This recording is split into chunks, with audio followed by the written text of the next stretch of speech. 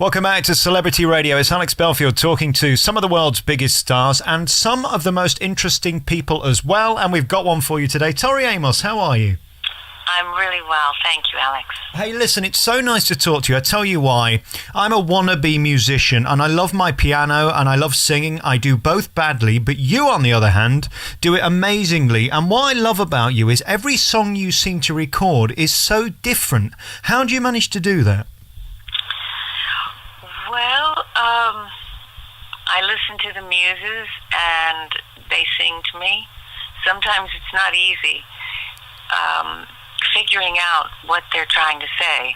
Sometimes it takes me months and months and months and months to complete a song, and it spans many countries, and you have to you have to hunt them down in a way. You've got to track them down, and they leave clues in different places. So it's quite a journey being with the muses. I always ask the question, and I know you're a very spiritual person, so I kind of know where this is going to go, but I always ask, where does it come from? Do you believe it comes from a god, a person, a thing, or an aura? Where are you pulling from to do what you do? Well, I don't pretend to know the answer to that. I think there's a creative force out there. I don't see it as a religious force. I see it as something more complex than that. No different than the world is created, stars are being created. I think there's information coming to us all the time. And where these voices come from, I can tell you, I'm not coming up with it by myself. I really am not. And so, literally, I'll be driving down the road in my truck, and all of a sudden, I'm getting, I don't know, could be 8 bars, music, lyric, perfect, finished. And I pull over so I don't forget it and write it down, and then I might not hear anything about that one for months and months and months, or I have to go on this adventure to figure out what in the world that story's about. So you're sort of a medium of musicality then. These things come to you and then they finish when they're finished. There's no time or date, there's no way of knowing when it's going to be over. That's correct. There is a collaboration that happens because once you get the initial seed planted, then they make you work for it. Then there's the crafting and the structural part where you start trying to figure out this clue, because you see a lot of it is given to you. If it's a 2-bar phrase, it's not a lot to go on. But if you get a whole verse or you get enough bars, a lot of the initial work is there. So then it's quite exciting because you could take it in many places.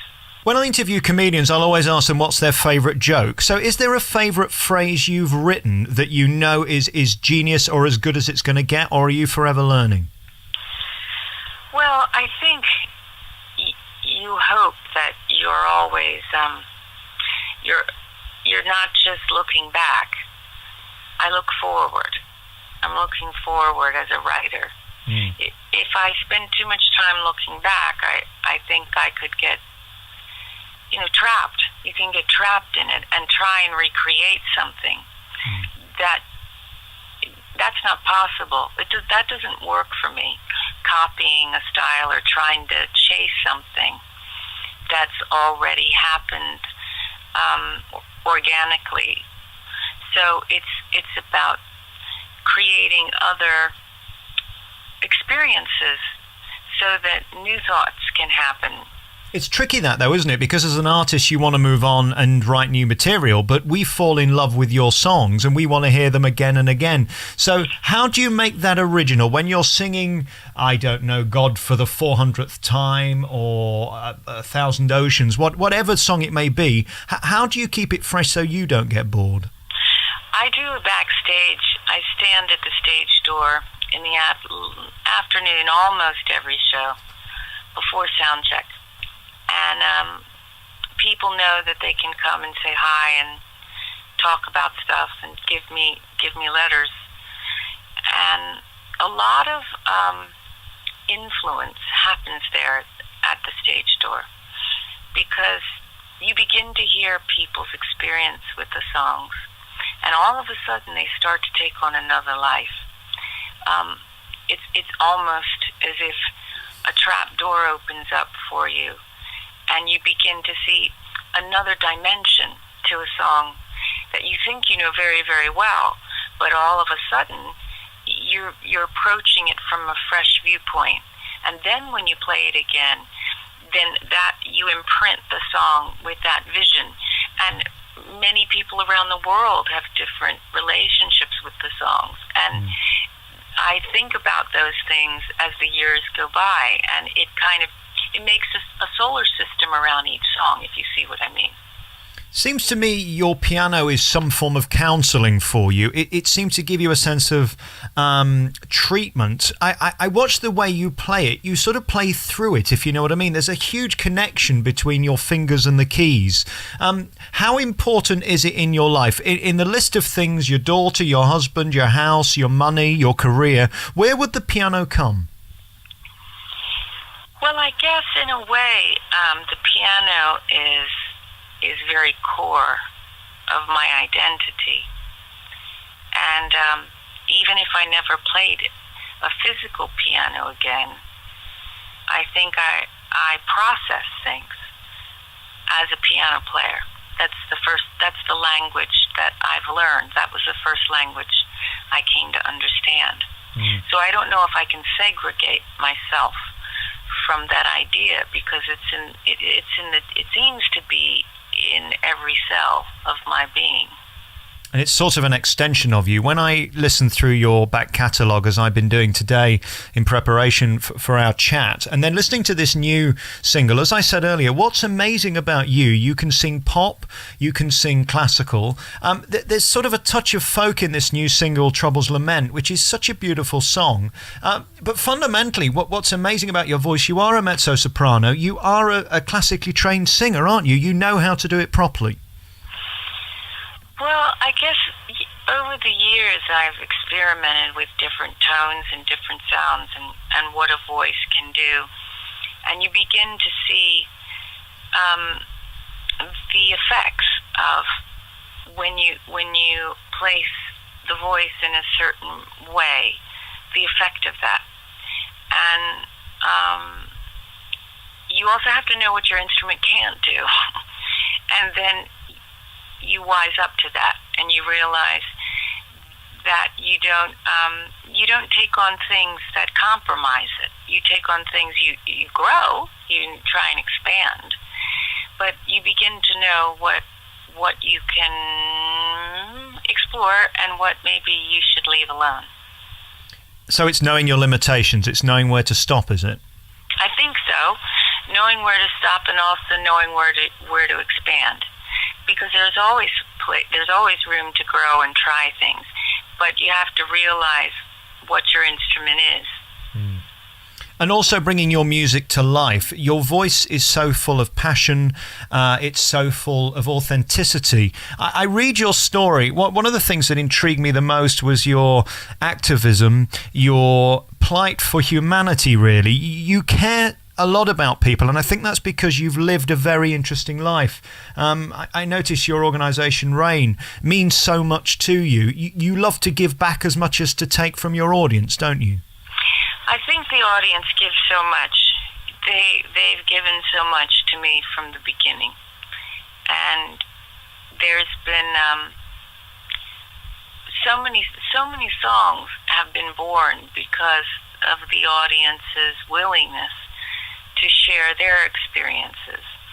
RAIN came out of a situation whereby in 1994 we were touring, and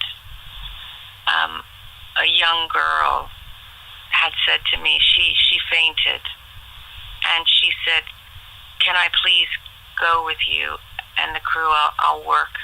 I'll do anything." And she was, a young girl, 14, 15. And she said, "If I go home tonight, I'll I'll be raped again by my stepfather, like I was last night, like I will be for the rest of my life. And in that moment, you know, I thought, okay, I'm going to take her with me. And of course, as things have to happen like that, clear heads got on the line, and I was reminded by people that if I took her across state line, I'd get arrested for kidnapping because she was underage. So we had to send her back. And sending her back was just absolutely unacceptable.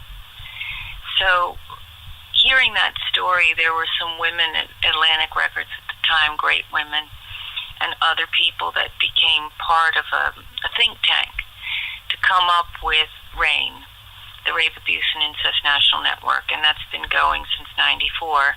And the good news is that it's still going, and the bad news is that we've had millions of calls. And so it's good that it's there. What it is, it's a phone service that connects people to already existing crisis centers that can talk to people.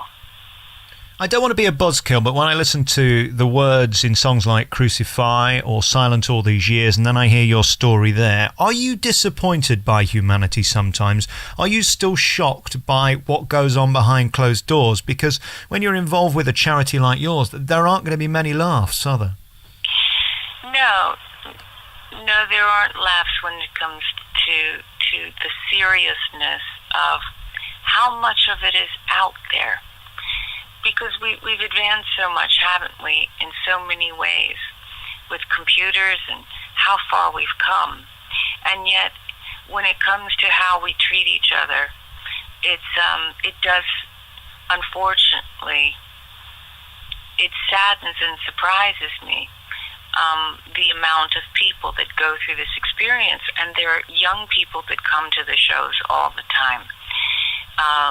Women, young men, who have been traumatized as kids and teens from all kinds of areas, betrayed by people they trusted, and it's not letting up. Unfortunately, I wish I could tell you there are less stories than there used to be, but there aren't. What a gift, though, to bring this organisation to people and give your fans and people a way out, because at a time like that, I'm sure, as the case you talked about earlier, she was utterly desperate, and for there to be somewhere for people to go is a great relief, and I'm sure America's very grateful for what you've done. Well, I have to thank people who come and tell the stories, because people that share their experiences, then they give us the, the determination, the understanding, the will to keep going, and to write more music that hopefully speaks to people. And then it does, there is a community out there of people that then start their own kind of online forums where people talk about their experiences. I've met people over the years that I met when they were teenagers, and now they are doing their own work in the community, really valuable, important work of healing about this subject. God has certainly blessed your voice and kissed your chops. You have one of the most delicious voices I think I've ever heard, and one of the most mellifluous tones as well. This new single, Trouble's Lament, will be part of your new tour. We haven't even touched the sides today. I wish I was here in Nottingham, where you're coming to tour in May, but unfortunately I'm away for the month. But I'd love to catch up with you sometime, because you're so fascinating and such a wonderful life, and still living it. You're still current and present. Have you worked out how you've managed to do that you're still as relevant today as you were 20 years ago? That's not easy in show business, is it? Well, maybe I had a failed record in the 80s, and sometimes, and I'm not being funny here, I think I realize now it was a blessing. And so for people out there who've had a failure, sometimes our failures are our greatest teachers. They show us all kinds of things, and it pointed me in the direction I needed to go in. If it had been a success, I don't think I'd be talking to you. I certainly wouldn't be talking to you today, because I would have taken a different path. And so the failure of that, which wasn't really an authentic path for me, I just took that path because people weren't open to the piano and the songs I'd been writing at the time, so I took that path. But then I got back to that path, and I had to fight for it. So I've had to fight, and I had to fight hard and not compromise. Therefore, I guess that's something that has stayed with me through my life, that you need to put the work first, the art first, and focus on that and be true to it. And if you're true to it, then you have that. That doesn't guarantee you anything. That doesn't guarantee you success, and it can be a bumpy road to success. But it does mean that you can wake up with yourself in the morning and say, I still have respect for the music that I'm writing, and I'm committed to that. Well, you're utterly authentic. I thank you for your music because it is absolutely glorious. This new single is wonderful. You can hear it on tour. Trouble's Lament is the new single by Tori Amos. It's out now. You can get it on iTunes and other places. You're on tour throughout the UK. Some incredible dates to come. You're going to Dublin, Cork, Glasgow, Manchester, Birmingham, Nottingham and London. Your legacy, well, it speaks for itself. 8-time Grammy Award-winning nominated singer, songwriter, pianist, composer.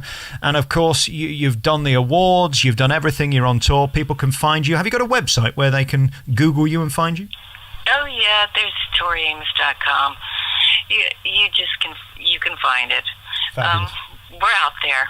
Don't be a stranger. I know. I'd love to meet up with you again and let's have a proper chat. 12 million records and still counting. Tori Amos, thank you so much for coming on the show. Thank you so much for having me.